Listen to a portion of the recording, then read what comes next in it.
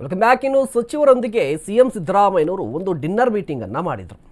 Dinner ಮೀಟಿಂಗ್ನ ಉದ್ದೇಶ ಏನು, agenda ಏನು ಅಂತ ಹೇಳಿ ಸಾಕಷ್ಟು ಪ್ರಶ್ನೆಗಳಿತ್ತು, ಒಂದಿಷ್ಟು ಕುತೂಹಲ ಕೂಡ ಇತ್ತು. ಇದರ ನಡುವೆ ಸಂಪುಟ ಪುನರ್ರಚನೆಗೆ ಸಂಬಂಧಪಟ್ಟಂತೆ ರೆಕ್ಕೆ ಪುಕ್ಕ ಬಂದಿದೆ. ಕಾರಣ ಏನು ಅಂತ ಹೇಳಿದ್ರೆ, ಸಚಿವ ಆಕಾಂಕ್ಷಿಗಳು ಮಂತ್ರಿಗಿರಿಗಾಗಿ ಸಾಕಷ್ಟು ಲಾಬಿಯನ್ನು ಮುಂದುವರಿಸ್ತಾ ಇದ್ದಾರೆ, ನಡೆಸ್ತಾ ಇದ್ದಾರೆ.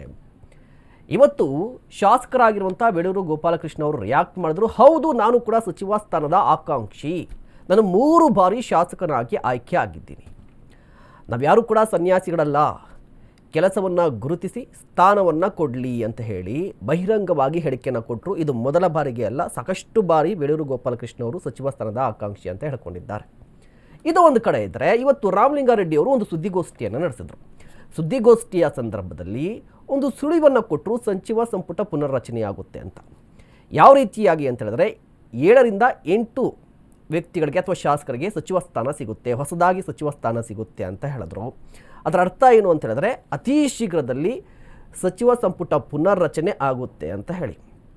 ಸಚಿವ ಸಂಪುಟ ಪುನರ್ರಚನೆ ಆಗುತ್ತೆ ಅಂತ ಹೇಳಿದ್ರೆ, ಸಚಿವ ಸ್ಥಾನವನ್ನು ಯಾರು ಕಳೆದುಕೊಳ್ತಾರೆ ಅನ್ನೋದು ಇಂಪಾರ್ಟೆಂಟ್ ಆಗುತ್ತೆ. ಇದ್ರ ಜೊತೆಗೆ ಯಾರಿಗೆ ಸಚಿವ ಸ್ಥಾನ ಸಿಗುತ್ತೆ, ಇದರ ಬೆಳವಣಿಗೆಯಿಂದ ರಾಜ್ಯ ರಾಜಕಾರಣದಲ್ಲಿ ಏನೆಲ್ಲ ಆಗುತ್ತೆ ಅನ್ನೋದು ಇಂಪಾರ್ಟೆಂಟ್ ಆಗಿದೆ.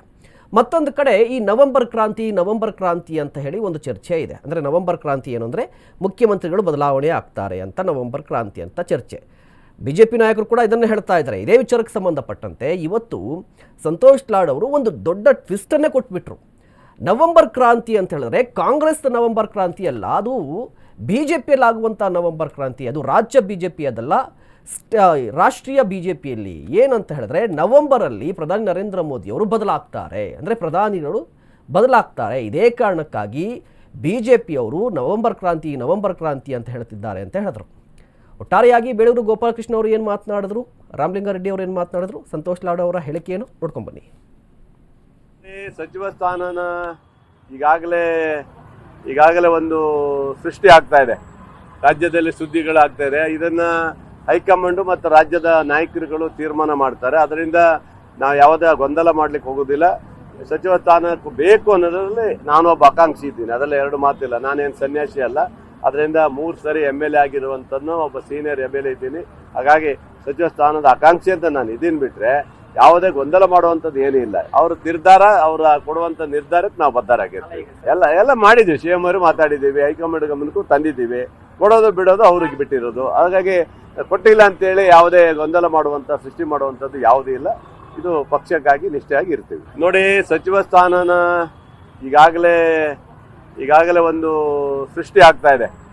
ಅದೇ ಕ್ರಾಂತಿ ಅಂದ್ರೆ ಅದೇ ನಿತಿನ್ ಗಡ್ಕರಿ ಅವರು ಪ್ರಧಾನಮಂತ್ರಿ ಆಗ್ತಾರೆ ಅಂತ ಒಂದು ಕ್ರಾಂತಿ ಇದೆ. ಅದು ಅವ್ರು ಹೇಳ್ತಾರೆ, ಕ್ರಾಂತಿ ಅಂದ್ರೆ ನಿತಿನ್ ಗಡ್ಕರಿ ಅವರನ್ನು ಪ್ರಧಾನಮಂತ್ರಿ ಆಗ್ಬೇಕು ಕ್ರಾಂತಿ ಇದೆ, ಅದು ಕ್ರಾಂತಿ ಆಗ್ಬೋದು. ಜನರಲ್ ಕ್ಯೂರಿಯಾಸಿಟಿ ಇದೆ, ಹಾಗೆ ಆಗುತ್ತಾ ಅಂತ. ಅದು ನಮ್ದು ಜನರಲ್ ಕ್ಯೂರಿಯಾಸಿಟಿ ಇದೆ. ನಿತಿನ್ ಗಡ್ಕರಿ ಸಾಹೇಬರು ಡಿವ್ ಇದಾರೆ, ಅವರು ಚೆನ್ನಾಗಿ ಕೆಲಸ ಮಾಡ್ತಿದ್ದಾರೆ, ಅವ್ರು ಪ್ರಧಾನಮಂತ್ರಿ ಆಗ್ತಕ್ಕಂಥ ಸಾಧ್ಯತೆ ಇದೆ ಅಂತ. ಅದೇ ಕ್ರಾಂತಿ ಅಂದ್ರೆ ಅದೇ ನಿತಿನ್ ಗಡ್ಕರಿ ಅವರು ಪ್ರಧಾನಮಂತ್ರಿ ಆಗ್ತಾರೆ ಅಂತ